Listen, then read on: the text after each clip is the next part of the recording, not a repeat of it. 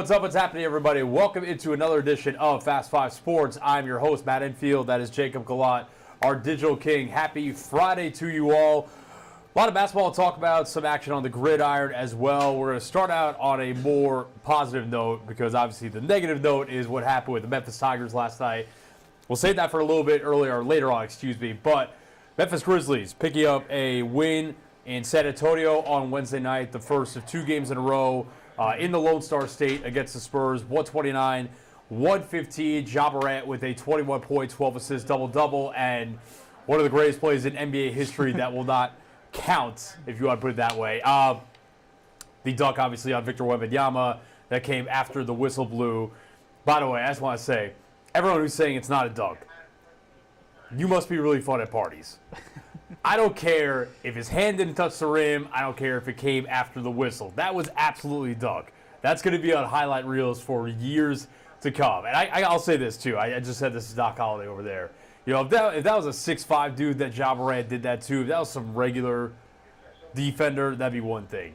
He did that to a guy who had 8 blocks in that game, I believe, Wemby did. And I'm just going to say it. I don't think this is really a hot take. In like 5 years, we're probably going to call Wemby, even at like 25 years old, the best shot blocker of all time. He's clearly on a path to be that kind of player.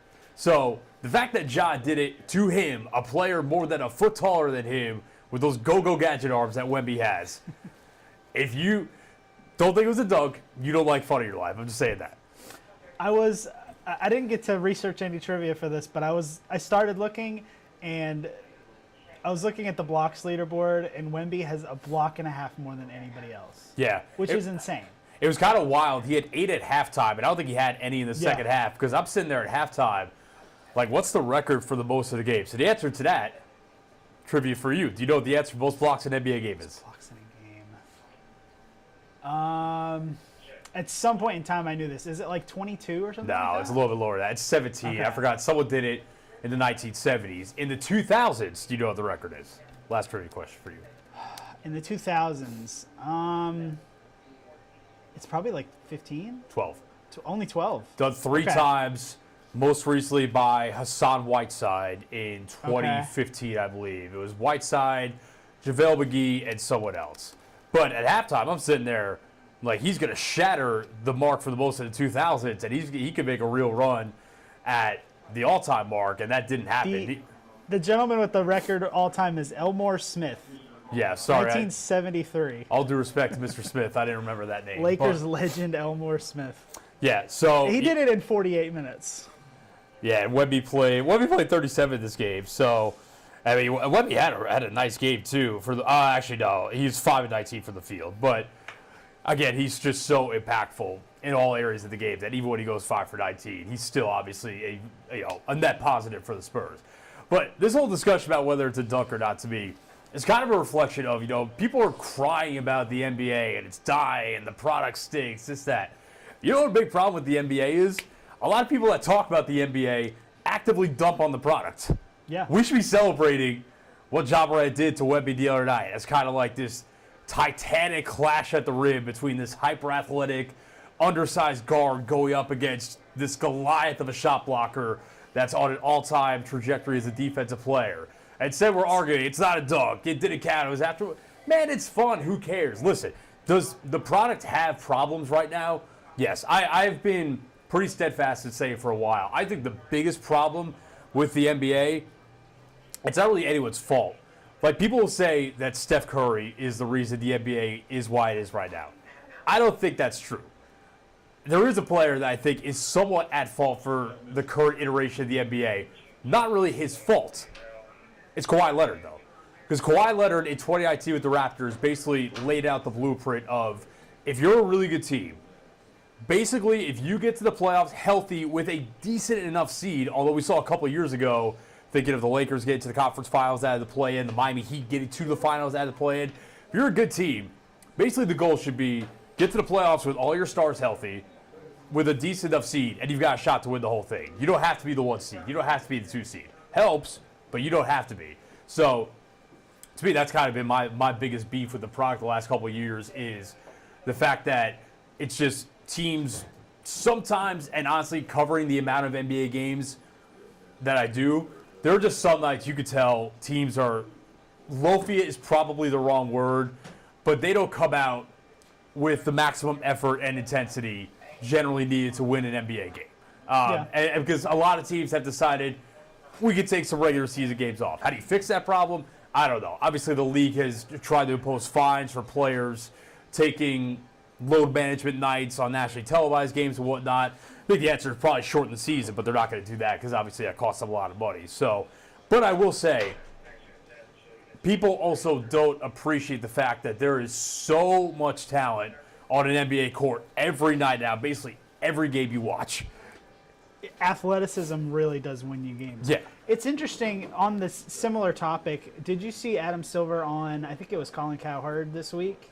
Talking about the threes. onslaught of threes. And Yeah. he made a really good point to where, like, if we change things around and move the three-point liner back or whatever, Victor Wembanyama's going to sit in the paint the whole game and just get easy dunks. Right. Who wants to watch that? Nobody wants to watch that. I would rather watch him watch 10 threes. Again. Right. I think that there has been a lot of waxing nostalgia over a past era of basketball that no longer exists. Like, the basketball that we grew up with in the early 2000s. I saw a clip, I think it was last week or a couple weeks ago, of the Derek Fisher game-winning shot over the Spurs in the 2004 Western Conference semis or Western Conference finals. And iconic shot, just popped up on one of my social media feeds. The final score of that game was like 69-68. Yeah. I don't want to go back to that. I really don't. Guys just clogging up the paint the entire game. Don't get me wrong. I can appreciate good post play, and I think that that's an integral part of the game. But like the basketball that we grew up on, I don't really want to go back to that. Maybe have the threes gone too far? Has the pendulum swung in the other direction too far? It's entirely possible, but I think that waxy nostalgia, pretending like we need to bring back late 90s, early 2000s basketball, is also too far in the other direction. We did get a 67-point dud from the Nets this week, though. They saw. I texted one of my friends who's a Nets fan. He said they saw Cooper Flag put up 45, 6, and 7. That's why they did that, which I thought was funny. I think honestly, probably the perfect mix was. I think early 2010s basketball was very good. I think that was a very good product. You had star power. Start to see the shift towards the three-point revolution, if you want to call it that, a little bit. But again, I don't. I kind of like all eras of basketball. What really got me into loving basketball is like that, like the Steve Nash Suns against the Spurs and the styles clashing and the bloody nose and 7 seconds or less. That's when I was like, oh, I love watching this. Yeah, it's just it's very rare to watch an NBA game now where no matter how bad the team is, I'm talking about even some of the worst teams in the league, where you don't watch a team, you're like, oh, these players are really good. Like, this team, even when they stink, has two guys that are really good. And I got to tell you a general discussion on Twitter a couple weeks ago just about the quality of basketball now compared to 20, 30 years ago. And someone brought up, they're like, oh, the players 20, 30 years ago would destroy these guys now. And I'm like, maybe were they more fundamentally sound? I guess you could kind of make that argument. But, like, the average, like, the sixth or seventh guy off the bench 20 or 30 years ago is probably not touching an NBA floor now. Or if they are, they're at the very back of the rotation. At the same time, like, if you just threw, like, a really good team like the 03 Spurs or something and ran them against a team today that's just bombing threes relentlessly and throwing 5, 6, 9 guys with 7-foot wingspans at you, they wouldn't know what to do. Yeah. They would be lost. I mean, that was that. And that's like one of the best teams of all time. That was that argument. Remember when the Warriors were in the middle of their run when they had KD and Draymond Green and Shaq went back and forth about who would win, the 17 Warriors or the 01 Lakers? It's like, I don't know. Because the Warriors would just bomb threes and Steph and Clay and KD would run it up real quick, but then Draymond said he was guarding Shaq inside. I don't know how that's going to go. So it would go poorly, but I think Derek Fisher on Steph Curry is probably a worse matchup. That could be fun to watch, actually, now that you bring that up. All right, this whole tangent about just basketball in general. But back to the Grizzlies. So they play the Spurs again tonight, and then they return home to FedEx Forum for 4 games next week, which is going to be, I think, a good kind of reset for them because they've had It's been a tough kind of road swing just in terms of the quality of opponents you've played. Losing to the Rockets on Monday, obviously, it was nice to get that win against the Spurs last night, and then you get the Spurs again tonight, and then return home, which is a place, once again, where they've been really good this year. They have reestablished themselves as a really good home team, much like they were the last couple of years before last season's injury-plagued season. So, And Ja Morant is a game-time decision tonight, so he's listed as game-time decision. So. I think he'll play. He's with right foot soreness. A lot of power going through that foot when he dunked on Wemby. So, but here's the thing with the Grizzlies. I will say this, and I said this after Monday when they lost to the Rockets. I know the Grizzlies can beat teams like the Spurs. I know, respectfully, they can beat teams like the Timberwolves, who they play again on Monday, who they beat last Saturday. But that's a different story. Yeah. That was a fun game, though. That was a very fun game. Yeah.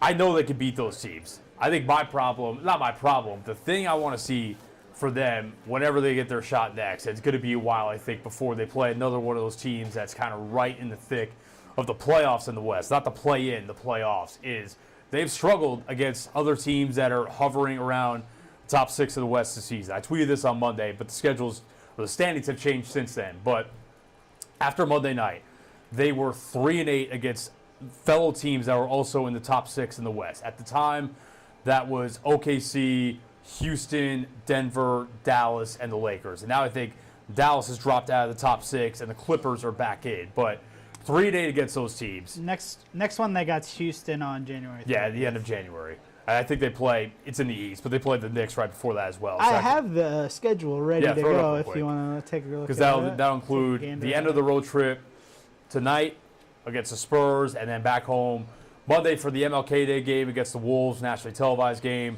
Tonight's also nationally televised, but you can also catch it on FanDuel Sports Network if you want to watch with Pete and Brevin. And then home for the MLK Day game against the Wolves on Monday.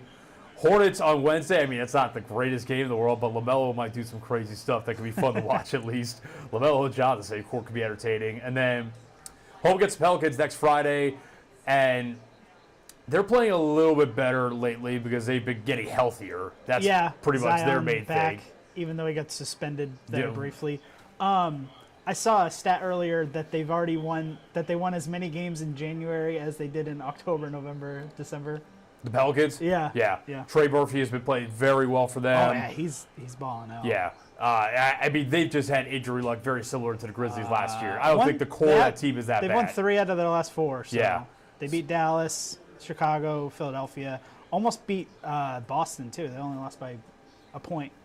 Kind of easy to beat Philly when Joel Embiid is taking PTO, which he has been the majority of the season. He's on an extended PTO. Although my Knicks went down to the wire with them the other night. So, but yeah, going back to the point of just can the Grizzlies beat the best of the best in the West? Because if you want to go on the run that you hope they can as a fan, they're going to have to beat some of those teams. 3-day gets teams that were top 6 in the West as of Monday night. Like I said, the Clippers replaced the Lakers in that equation. But of those 3 wins, one was against Denver without Jokic. They then lost the next game to Denver without Jokic. One of them was a couple of Mondays ago against the Mavericks with no Luka, no Kyrie, and another one was against the Lakers with no Anthony Davis. Now, obviously, Ja Morant missed some of those games as well, but funny enough, actually 2 of those wins came without Ja. So it's just, my thing is, are they truly one of the best teams in the West, or are they more a product of beating up on a weak schedule so far? I think they're a good team.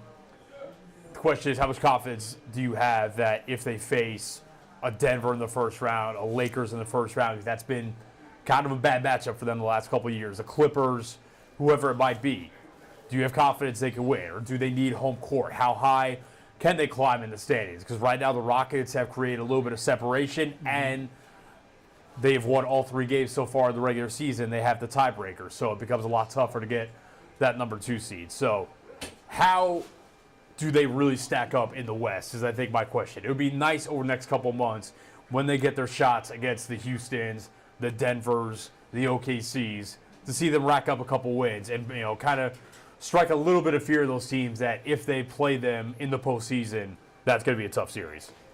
Really, the West right now is just OKC and then everybody else. You know. Oh, yeah. And Houston and Memphis have a little bit of cushion, but the gap from Denver's right Denver there, at too. 4 to Golden State at 11 is only 4 games. Yeah. So I don't really it's very tight in that middle. I don't see the Grizzlies falling to the play-in. I still think that they're good enough to where no matter what happens, essentially, they'll be able to keep their playoff spot. But, again, you want as high a seed as possible, and you probably want to avoid playing. I do think there is a little bit of gap in quality once you get past 7. Although, I'll tell you what, man. The Mike Brown firing got a lot of criticism, including from me. Doug Christie has those boys rolling right now. So they could be an interesting first-round matchup for someone. Still think your Timberwolves could potentially be a tough first-round matchup for someone. If they can figure out how to play offense with Randall, sure. Yeah. Another good note for the Grizzlies as well is that G.G. Jackson, I believe, is going to return for the MLK Day game on Monday. He has not played the season after breaking his foot towards the end of the offseason. Also, he put to bed last night one of the dumbest conspiracy theories in the history of Grizzlies Twitter. People complaining that he got sent down to South Haven. They didn't know what they're doing. Why is he being sent down there? No other team does this. And then Gigi hopped on Twitter last night in the midst of all this discussion and said, it was my idea from the jump. I think that Grizzlies fans have convinced themselves that this organization doesn't know what they're doing and that they're not that smart. And don't get me wrong, I'm not saying that they are immune from criticism or that they don't miscalculate things or do things wrong. I've criticized them plenty for a number of different things. You could probably criticize them a good bit right now for many things, even though they are top 3 in the West. But coming from someone who has watched the franchise he grew up on be perpetually one of the worst in the NBA for an extended stretch of my life. They're good now. But for most of my life, the Knicks have just been a horrible organization. I know what it looks like. The Grizzlies are not that. The Grizzlies are well put together. I know the coaching decisions in games sometimes are a little bit questionable, and criticism of that is valid. But overall, this is a good operation. I think it's actually a really good idea to have him rehab in South Haven. If they're at home, why not? I mean, isn't that the point of having the team close by?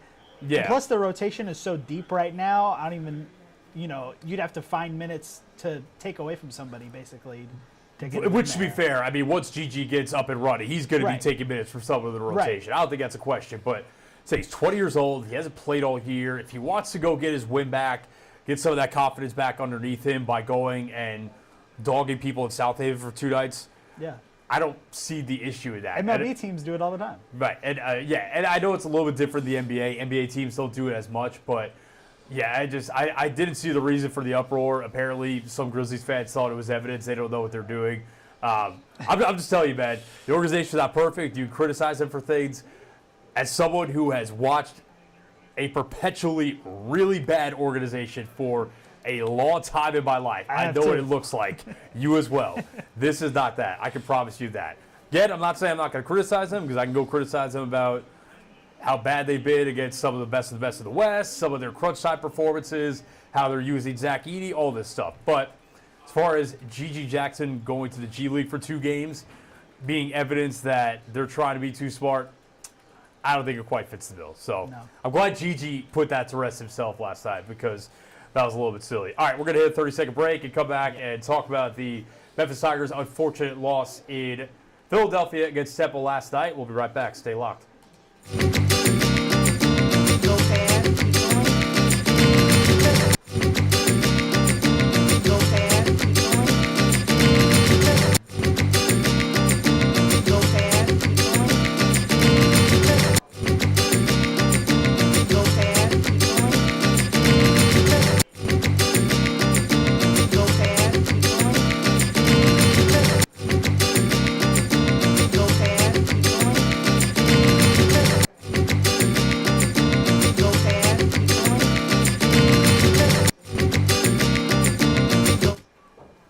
Welcome back into Fast 5 Sports. I am Matt Enfield. That is Jacob Galat. We just talked extensively about the Memphis Grizzlies and their win over the Spurs the other night. We now unfortunately have to discuss the Memphis Tigers losing on the road in conference play for the first time this season, 88-81. The final against Temple in Philadelphia last night. First conference loss of the season for the Tigers. And it's one that you could kind of see sort of coming a little bit just based off the last couple performances. Way too close for comfort wins against North Texas, which was kind of fine just given the fact that North Texas has been the best team outside of Memphis in the AAC this season. But then cough up a 14-point lead at home, halftime lead at home against East Carolina on Saturday. You pull that one out, but this is probably inevitable. I will say, it was probably always unrealistic to think this team was going undefeated in conference play, even in a conference as bad as the American this year, just given you're going to drop one at one point. It's just probably going to happen, and there's nothing wrong with that. But a little bit disconcerting just to see the way that they lost the hustle battle basically the entire game. It just felt like all the 50-50 balls. Talk about the glass. I mean, the offensive rebounding battle. Temple had 25 offensive rebounds in this game, or 22 offensive rebounds. Memphis had 25 total offensive rebounds. So just not a winning formula. And the crazy thing is, even with that, Temple was so terrible from the free throw line that the game was right there for Memphis to take at the end. They cut the lead to 2, under 6 minutes left. But to me, I think the key sequence that ultimately proved to be the dagger that was too much for the Tigers to overcome. Petty Hardaway mentioned his postgame too. Tigers cut it to 2. Temple missed a free throw. They got 2 offensive rebounds immediately following the free throw. Hit a 3 after that, which the 3 after the offensive rebound is just kind of like one of the most soul-crushing plays in basketball, especially when you're trying to mount a comeback. So, yeah, like I said, it's not the end of the world. I don't think Temple's that bad. They've got Jamal Bashford Jr., who scores over 20 points per game. He had 21 last night, even though he's 4 of 16 from the field. So, this is not the worst loss in the world. It's a quad 2 loss at the moment. It's better than dropping one of those games at home, but still, I think going to Charlotte on Sunday, a team that's been really bad so far this season, you would like to see a pretty dominant performance from the Tigers just because they started out conference play on such a high. I mean, they went to FAU and demolished FAU at their place. And I was telling you from, talking to Petty Hardaway, and he said it in the press conference after the game. He mentioned it to us when we were taping his TV show a couple weeks ago.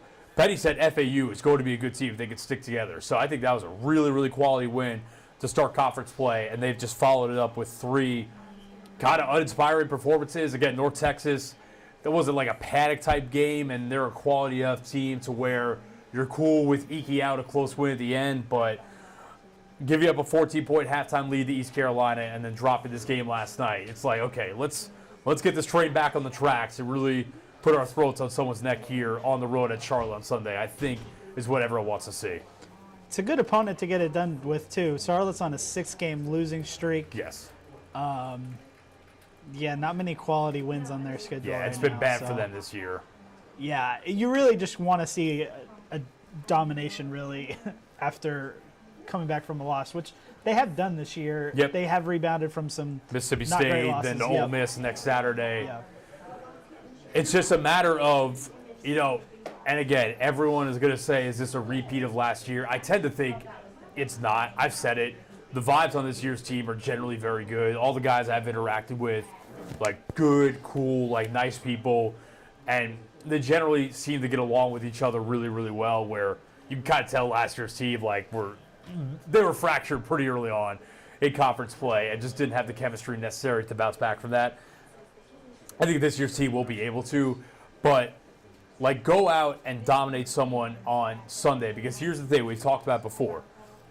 Every game in conference play, because you are favored, is a landmine. And it's not like you're favored slightly. You're favored by a lot in most of these games. So the way to boost your NCAA tournament resume, assuming you get there, is by running up the margins really high, a la what they did to the Owls. So yeah, you got to do that. You got to do that on the road, and you got to do that at home, because there are not a lot of resume boosters left on this schedule other than, I imagine, the conference tournament. And every loss, my guy Greg Gasson over at Sports 56, friend of the program, he said basically he thinks every loss is one drop on the seed line. So like, Interesting, yeah. and that kind of, you look like Joe Lenardi's bracketology today. He has him as a 5 seed at the moment. When he was, I think they were a 4 coming into the week. So They were. it just is what it is, and it's life. I'm telling you, like, I don't think that's given enough credit. Obviously, if they were playing a tougher conference, they would probably lose more games. But I think kind of the mental tightrope that they have to walk of knowing that they are huge favorites in every one of their conference games. And if they lose any of them, the consequences are potentially catastrophic. I don't think this one was. I'm just saying, that's tough. It's a lot of pressure on a team. Yeah, you get the target on your back. So Every single one. And that's where, you go from you were the Hunters, all of non-conference play against these big-time programs to now you are the hunted every single night. Do we have an upcoming schedule? Sure do. All right, let's take a look at it. Again, it's not fantastic. These are not true resume builders on here, but at Charlotte on Sunday, not a great team. Wichita State has kind of been one of the better teams in the American this year. Again, it's not exactly a very high bar to clear, but it is what it is. Home against the preseason pick by the coaches to win the conference, UAB. It has been a rough go of it for the Blazers. At Tulane, listen, Tulane playing better lately, and that is in that small gym down there in New Orleans. That is always a tough place to go try and win a game. So, and that place has not been kind to Memphis the last couple of years. And then on the road at Rice for the first of two matchups against them to start February. And everyone remembers, obviously, losing at home to Rice last year, which was probably the worst loss in program history. So definitely don't want any repeats of that. All in all, I think they'll be fine. It was weird yesterday watching PJ Haggerty. He was like very quiet in the first half. Came alive in the second, although I said that guy has been one of the best clutch free throw shooters in the country this year. And then last night missed 3 in a row at one point, which is kind of shocking to see. And you don't often see PJ Haggerty get all that mad, but you could tell he was pretty ticked at himself after those. So, yeah, just kind of I would like to see him establish himself early on. I think the bigs have to play better. I think Dane Danger comes alive in the second half of these games, but Nicholas Jourdain, again last night, was not really all that good. He has not played well lately, and it's problematic because they basically have a rotation of 3 bigs, and that's largely a byproduct of losing Tyreek Smith on opening day of the season to the transfer portal. But it's kind of why I thought when they went out in the portal and made a midseason addition, it would be to go grab a big guy. But they went and got Dante Harris, who I think has been fine so far. But if you're going to run with this rotation of 3 bigs, you got to have all of them, at least 2 of them, clicking on all cylinders, and ideally all of them. And so far this season, it's been kind of hit or miss. I think Moose has had his moments. The Ole Miss game obviously comes to mind where he's been really good. Dane Danger, monster in the second half of these games, scoring the ball for the most part. Jourdain, would like to see him get on track a little bit. And then one other guy, Colby Rogers, great shooter, can kind of run hot and cold. I think if he could get back to the flow that he had against like Clemson, that comes to mind, and Ole Miss, then I think they can be really cooking again. So I think they'll be fine. They're still 13-4. Generally, good team, easily the best team in the conference. But let's start beating these teams by 15-20. How about it?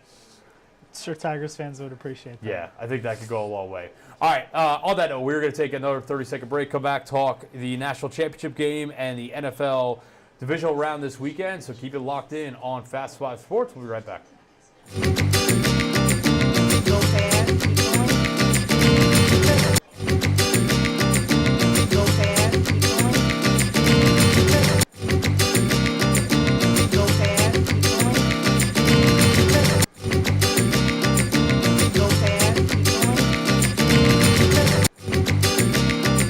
Go fast, keep going. Go fast, keep going. Go fast, keep going. All right, welcome back to the Fast 5 Sports alongside Jacob Gallant. I am Matt Infield. Let's talk some football. First and foremost, the national championship game is set. It is happening Monday night in – where's it happening? Forgot about that. Atlanta? I think it's Atlanta. Shout out Yes. meteorologist Eric Brill for the correction there. Ohio State taking on Notre Dame, I think is the 7th seed versus the 8th seed, which is a little bit wild to think about.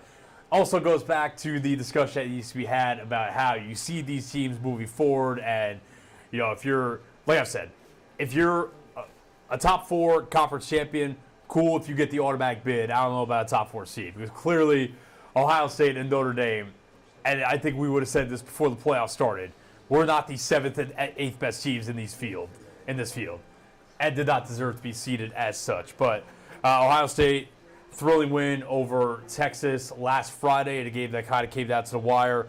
Wasn't their best game, but they came up with really clutch defensive plays when they needed, because Texas was knocking on the door, tying the game in the final minutes, and then Ohio State, a couple of goal line stops in a row before Jack Sawyer, their star linebacker, comes up with, I imagine, one of the most iconic plays in program history. What was an 85-yard scoop and score to put the dagger in the Longhorns? Pretty iconic play. And again, that Ohio State defense at the goal line. The Ohio State defense in general has been awesome, but at the goal line especially, they've been tough all year. Showed it in that game. Notre Dame knocking off Penn State to get here in pretty wild game. You know, they trailed in that one, and then Drew Allar, for all the good that he did his NFL draft stock, even though he's said he's going back to school, all the potentially good he did for his draft stock, undid a lot of it that night to get 3 interceptions, including one just unbelievably boneheaded throw over the middle with like 40 seconds late in the game. That's like the cardinal. I never played quarterback a day of my life, but I know the cardinal rule for most quarterbacks: never late and over the middle. And that's exactly what he did on that interception. Eventually led to a Notre Dame game-winning field goal with like 10 seconds left. So here we are, year one of the college football playoff, and for all the, I said this was going to happen, for all the complaining about the blowouts in the first round, I said we were going to get to a Final Four and eventually a national championship game where you look up and you say, oh, these are two teams that deserve to be here. It's really what we talked about when the playoffs started. It's just whoever's hot. It doesn't really matter what you've done all year. You just get in, and then whoever's hot is gonna make it. It's really how it always goes in sports. I mean, Ohio State looked dead in the water against Michigan, and then they just got hot. Yep. and Notre Dame had a really ugly loss early in the season. Ancient Doesn't history, matter though. anymore. Yeah. Because they're hot. So, I mean, I could see this game going either way. I would probably lean Ohio State, but I mean, it's a good matchup. It feels like a toss-up. Bit of a style clash, although I think Notre Dame is a pretty significant favorite. I know that, but it goes back to what you're talking about. And even Notre Dame, you could talk to about, is it 8? 8.5. Yeah, so that is, again, shout out Eric Brill. We'll give some credit to Darion over there as well, producer Darion. The peanut gallery over there, giving us some help. But Notre Dame, people are going to complain about Notre Dame being an independent, not having to go through a conference championship game. Look at the teams they beat in the regular season. I mean, I'm not saying it is the cream of the crop schedule in America, but they've beaten enough quality teams to where you can't really point at it and say that, they were a product of a soft schedule or anything like that.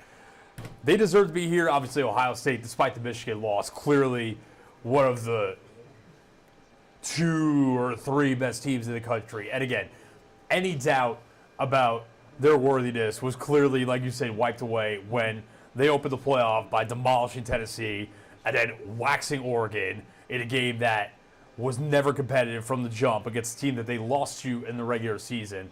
And then, listen, against Texas, they didn't have their best stuff. It wasn't their A game. It wasn't this, high-flying show. Jeremiah Smith, for everything he did against Oregon, was held really quiet by Texas. So, but they found a way to win regardless. Talk about two-headed monster out of the backfield in Quinshon Judkins, former Ole Miss running back, and then Travion Henderson, who is just fireworks in the open field. So, yeah, they've got a variety of different ways to beat you offensively. Basically, Will Howard just has to not lose them the game because they've got the weapons between Jeremiah Smith, Emeka Ibuka, and then the two-headed monster out of the backfield. And the defense is good enough to where, as long as Will Howard is just not throwing picks left and right and totally playing them out of the game, they'll be fine. Notre Dame, again, great defense, great running game. I will say, it's not a star-studded quarterback matchup across the board, but I really have zero trust in Riley Leonard. Absolutely none. The funny thing is, I thought he looked and played pretty well at Duke last year, but I have seen nothing this year that suggests to me, like, I am worried in this game, if I'm a Notre Dame fan, that Ohio State gets out to an early lead, and then I don't think the Fighting Irish are a team that is built to play catch-up. That does not seem like a style clash that's going to work out well for them whatsoever. So, I've got Ohio State. The 8.5 is a lot. I would probably take the 8.5. Yeah, I think there's a lot of NFL talent on that roster. Yeah. I think they're going to be tough to overcome. Whatever the saying was before the season, the best roster that 20 million could buy. I mean, it's pretty good. I mean, they certainly had better quarterbacks, but Ohio State's just unstoppable whenever you change the playoff format. it's true. Go back to 2015 as well. Shout out Zeke Elliott. Yeah, I mean, really the two quote-unquote weaknesses on this team, and really it's just compared to past Ohio State quarterbacks, is Will Howard is not a C.J. Stroud or a Justin Fields or someone like that, and they don't have maybe the dominant edge rusher a la Nick Bosa, Chase Young, guys in that pedigree. But, yeah, their defense has been awesome all year. They're allowing like 12 points per game. Been money on the goal line. They've got NFL weapons all over the place on offense. So, yeah, give me Ohio State. It would be their first championship in exactly 10 years, I believe. Since the Zeke Elliott. Yep. Zeke Elliott, Cardell Jones. Man, Cardell Jones. Zeke was going insane in the playoffs He was. that year, though. Cardell Jones, all-time bad decision to not go to the draft after that playoff run, though. Cost himself a lot of money by going back to school the next year. Yeah. Where did he end up getting drafted? Like third round? Or? I think it was like fourth round, and he Later. never stuck in the NFL. No, yeah. He probably, I imagine, would have been a bust, even if he won in the first round, but still, get that money at least. Fourth rounder by the Bills. Remember there were stories about him in NFL training camp, like he broke a reporter's phone, he threw it so far out of bounds or something like that. I forgot exactly how the story went. It was something along those lines. So, yeah, give me Ohio State on Monday. Give me the 8.5. Not official gambling advice, but yeah, I just think I would agree to that. I just think they have too much offensive firepower, and they have the quarterback. I trust more in this game. Yeah, I just cannot get on board with Riley Leonard. And I think Notre Dame's defense is good, but not good enough to stop them, not contain them. Yeah. Before the national championship game on Monday, though, we have, frankly, the best weekend on the NFL calendar. Divisional round, 4 games on tap, 2 games tomorrow, 2 games on Sunday. We have scheduled for this or not? I don't have a graphic. It's all good. But, it's all good. I will read it but off. we can read them off pretty easily. For sure. So Saturday is Texans Chiefs. Yep. Followed by Commanders Lions. Sunday we get Rams Eagles, unfortunately, and then Ravens Bills. Why do you unfortunately? Oh well, because I would have preferred Green Bay being in it. Oh, But, fair. you know, Yeah. Yeah, a bit of a Can't help Christian Watson's. yeah. That was a bit of a dud performance by the Packers. We had a lot of duds in round 1, especially from some really good quarterbacks. Justin Herbert, Bad day for Herbert stock. Jordan Love. Yeah. Hey, listen. Like I said, if you're selling your Justin Herbert stock, I will buy all of it. I know you're. I will buy all of it. And did you see the receiving box score for that game? Lad McConkey had like 190 yards. The next highest receiver was Will Disley with like 16. It was really evident in that game that despite the fact that the Chargers overachieved this year and have, frankly, a franchise quarterback, one of the best quarterbacks in the league, in my opinion, and a young star receiver, Lad McConkey, the overall collection of talent on that team is still at least this offseason away. Yeah. Because even the Texans, who haven't played great this year and have their own deficiencies, those edge rushers just made Herbert's life a living hell. Their quarters on the outside, Derek Stingley, Lassiter, the rookie. Yeah, it was just there was a talent gap that played out, and that was a big reason why that score ended up being as lopsided as it was. And even I think the Packers-Eagles game kind of showed that a little bit, although Jordan Love did not play his best game, but like you said, Christian Watson gets hurt. Packers had guys dropping like flies in that game. Yeah, Jenkins and Watson both being out, I think, was the killer because without Watson's vertical threat, they really don't have anyone else that can challenge you deep. So yeah, and then they started rotating. And plus, they couldn't block because Jenkins was out. They were rotating in backups at left That guard. had no snaps all year. Yeah, guys, I used to cover the Packers, so I followed them closely enough. I had no idea who these cats were. Yeah. Not one. And they started benching some of those guys and bringing new guys. After about 3 penalties, the first guy got benched. Yeah. It was tough for them. And then Jaden Reed gets hurt in the game. Romeo Dobbs, another concussion by looks of it, so hopefully he'll be all right. But, yeah, rough one for them. Rough game for the Vikings on Monday night against the Rams. Sam Darnold. Bad day for Sam Darnold stocked as well. Bad day for Sam Darnold's bank account because he cost himself a lot of money the last 2 weeks. I got to believe somebody's going to give him a nice bag, but the years on that contract may have gone down. Yeah, I think before he was probably looking at like a Baker Mayfield contract, and Yeah. now it might be It might be another one. like it could be a maybe 1 year two. proven deal. Maybe it's like a 2-year deal where like the second year is it all guaranteed, something like that. We move one step closer to the Aaron Rodgers to the Vikings prophecy. We'll see. Vikings fans are very high on J.J. McCarthy. To be determined if that plays out or not. But let's talk about teams that are still alive. We've got Texans Chiefs tomorrow. I believe the Chiefs are, unsurprisingly, pretty heavy favorites in this game as well. I think it's over 8 points. Let's check that. It'll be the first time that their starters have played since Christmas Day when they beat the Steelers, and Santa Reed came into the locker room and told them their gift was the bye and home field advantage. So. Although if you are the Texans, you do have to feel pretty good about the way last week played out, because that was the best game they've played in a long while, because they kind of limped into the playoffs. So it's good to see C.J. Stroud playing well. By Nico Collins, top 10 receiver by the end of the season take, even though he got hurt for a good portion of this year. That has aged very well. I might put him top 5. He's definitely knocking on the door top 5 if he's not there. Yeah, 8.5 is the line on that Yeah. one. I think the way the Texans win this game is if those two edge rushers, Will Anderson and Daniil Hunter, if they're getting home consistently and making Patrick Mahomes uncomfortable, that is probably the formula. Although even then, Patrick Mahomes is so good at escaping sacks and keeping plays alive that it might not be enough. So that's probably the formula. I'll take Nico up against any corner in the league, but Chiefs have good secondary, and with the injuries to Tank Dell and Stephon Diggs, I'm not really sure who else in that pass catching core They're is going going to to need contribute. early season Joe Mixon to show back up Yeah. as well. And And- I think he's dealing with an injury too. Yep, he's playing. That just came out in the last hour, but his ankle is bugging him, and the Chiefs' run defense is stout to begin with. And again, listen, the Texans defense is pretty good. You talk about the edge rushers; they've got a really good outside quarter combo, but we've just seen whatever the names are in the Chiefs' offense the last couple of years. As long as Patrick Mahomes he doesn't even have to be healthy, because we've seen him limp through a playoff run to a Super Bowl a couple of years ago. But The Super Bowl too. right, and in the Super Bowl, yeah. But I think the pass catching core is in pretty good shape. I'm expecting Travis Kelce, much like he did last year, to really come alive on this playoff run. I think he's definitely at this point in his career where he kind of coasts through the regular season, saves a little gas in the tank, and then once January rolls around, flips the switch, it's time to go. But Kelce, Xavier Worthy's played really well lately. I'm curious to see what Hollywood Brown looks like now he's had a couple more weeks to kind of get healthier as well, because that was obviously the big kind of offseason acquisition for them. So Crazy to think a year with 97 catches is coasting. right. But yeah, I think there's He a had like point to it. 830 yards though, right?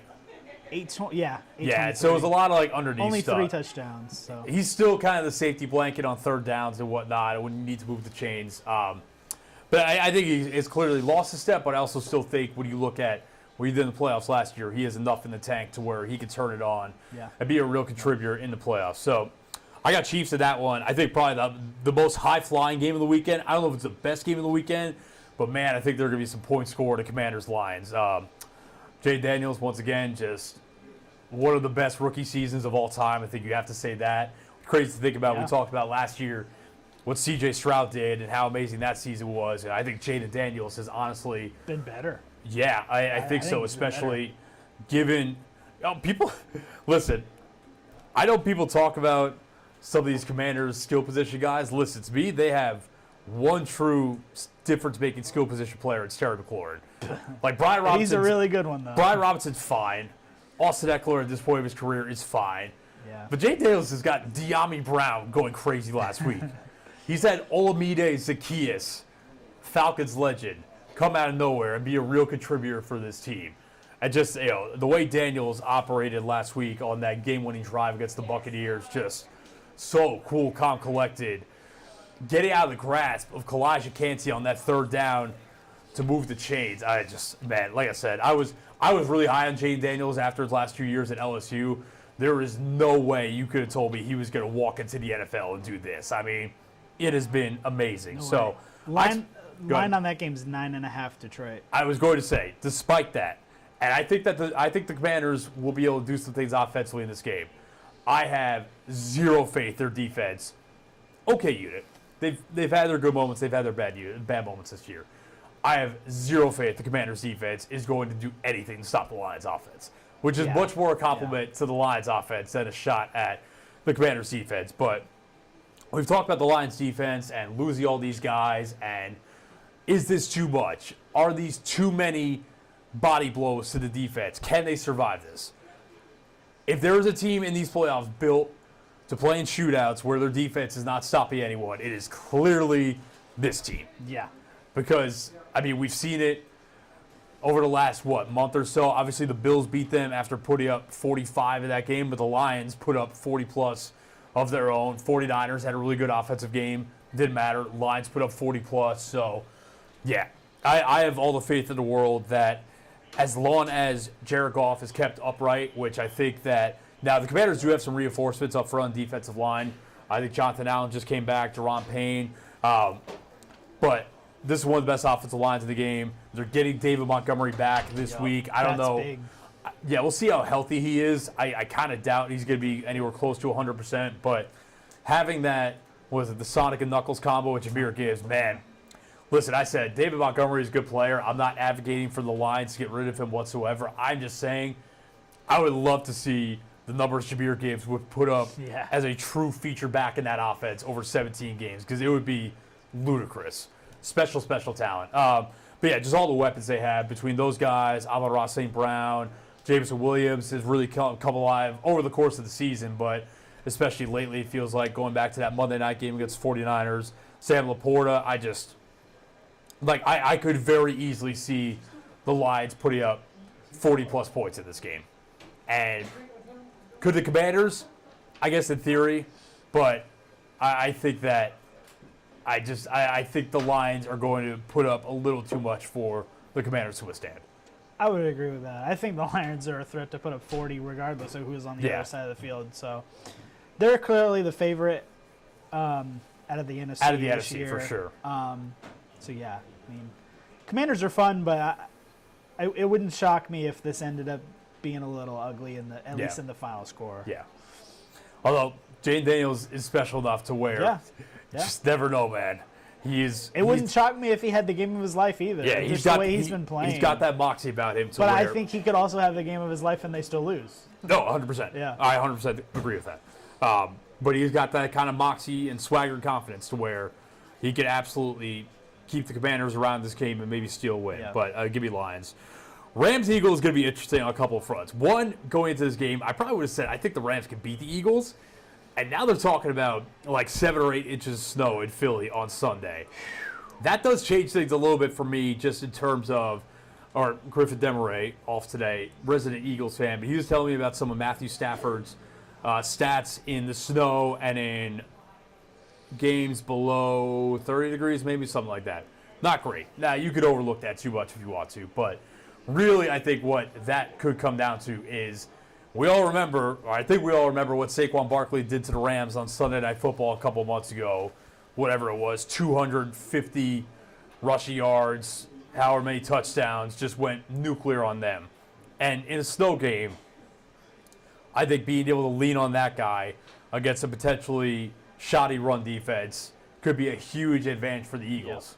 Because I'm not going to lie, if this game told me this was relatively neutral conditions, the way the Rams played last week against the Vikings, and Eagles' defense is great, and that, I think, could be the difference in the game.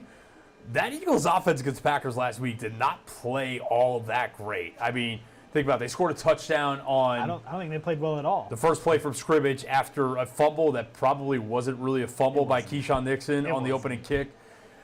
But after that, they scored 15 points after being gifted essentially not quite a free touchdown, but pretty close to it. Really, the only thing they had going was Saquon, and it's not like he ran for 1,000,000 yards. Yeah. He had a solid game, but And his stats were inflated by he broke a run where he slid down right at the end of the game to kill clock. Obviously, if he finished that run, his stats would be crazy. But that wasn't. I think Saquon was the MVP of that game for Philly. I didn't look at that game like, dang, Saquon just went nuclear at all. right, no. They really got to get A.J. Brown going. I mean, he was reading books on the He's too sideline. busy reading, baby. Inner excellence. A.J. Brown made that guy. God knows how, the author of that book, God knows how much money, because Shout out. that book went to #1 on the Amazon bestsellers list, Yeah, strictly it off was that. like number 5,700 Yeah. or something before that. Yeah, they really have to. I think if A.J. Brown doesn't get going, then the Rams are probably going to win this game. But Oh, so you got the Rams. Do you have the Rams? no, I'm going to stop short. I think the Eagles will win, but they have to play better than they did last Yeah. week. If the same team, if the same offense shows up as did last week, they're not going to win this game. Again, But there is the snow element too. So if there wasn't 7 to 8 inches of snow coming, like is being reported, yeah. if you take that factor out, I might take the Rams. But with that in there and knowing that Philly could just lead on Saquon the whole game, I'll take the Kyron Eagles. Williams had a really great year too. Yeah, Kyron Williams is good. He's, But, he's what- running what's in a the dome, saying? But A Chrysler 300 looked like a Phantom until a Phantom pull up. Kyron Williams is good. Kyron Williams compared He's to not Saquon Saquon Barkley is Barkley, a no. Chrysler 300. Saquon's the Phantom. So, those are respect to Kyron Williams. He is a good player, but he's not Saquon Barkley. So, yeah, right, give me the Eagles right. in this one Yeah, as well. yeah. I'll take Eagles as well. Yeah, the game really of the weekend, without a doubt. I can't wait for this one. Yeah, and I have no read on this game whatsoever. Ravens-Bills, obviously a matchup of the likely top 2 finishers in the MVP race, which we think Lamar Jackson will win his 3rd MVP just based off him being first-team All-Pro at quarterback.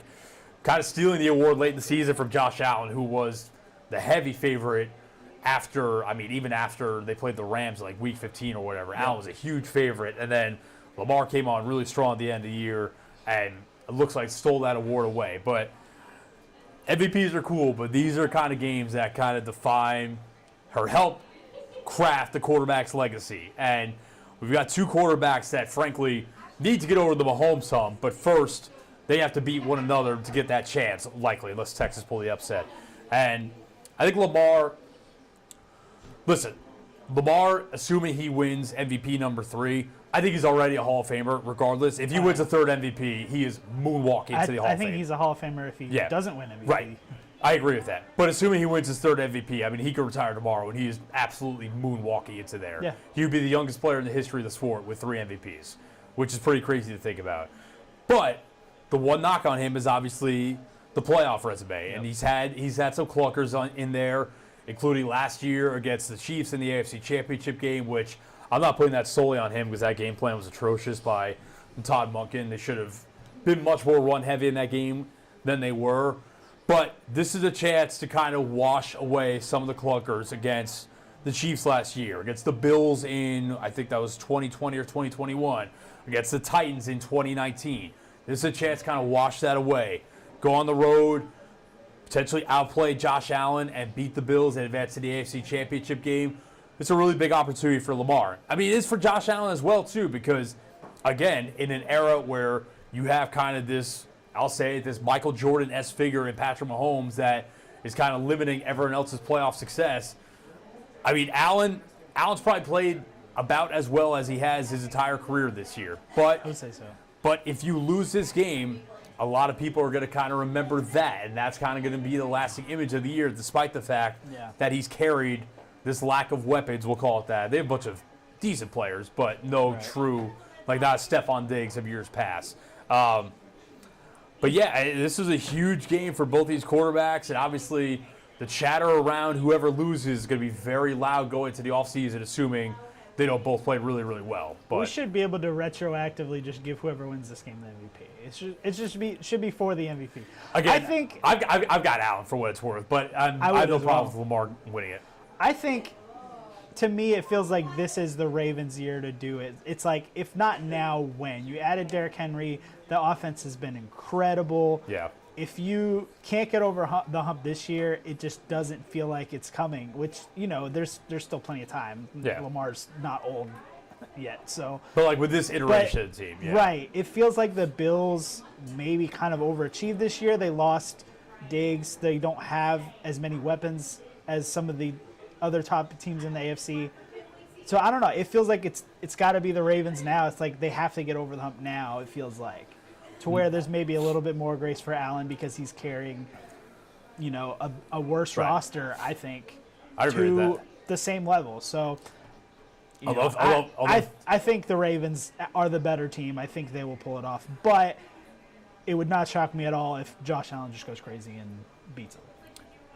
all that's true about Allen, the narrative, but if he loses a home playoff game to the Ravens, that's going to add to a little bit of the chatter as well. Although Allen, by and large, played very well in the playoffs and lost some just wacky games where the defense couldn't get the stop they needed, or he never got the ball back, a la Kansas City a couple years ago. So, yeah, I'm with you, though. This is a game where I think Derrick Henry could really make a big difference. No, doesn't look like Zay Flowers is going to play for Baltimore. He has a practice all week.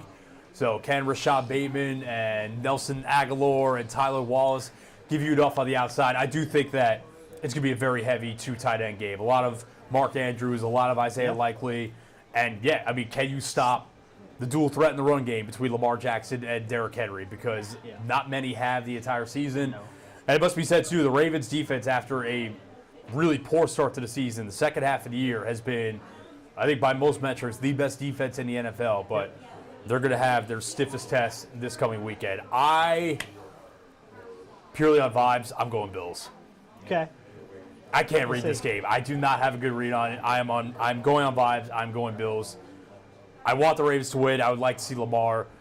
I love Lamar's game. I would like to see him silence the haters and quiet the narratives and at least get to the Super Bowl this year. I think that'd be cool. But give me Bills.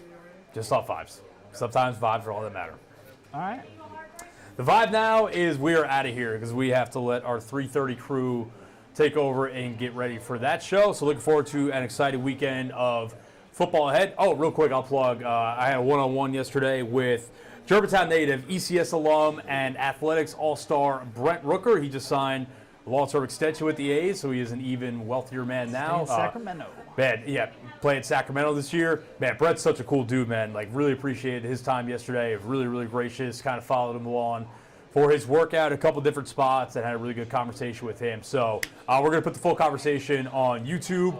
Story coming tonight on Action News 5 at 6. Grizzlies in San Antonio tonight. And, yeah, it'll be a fun weekend of sports ahead. But for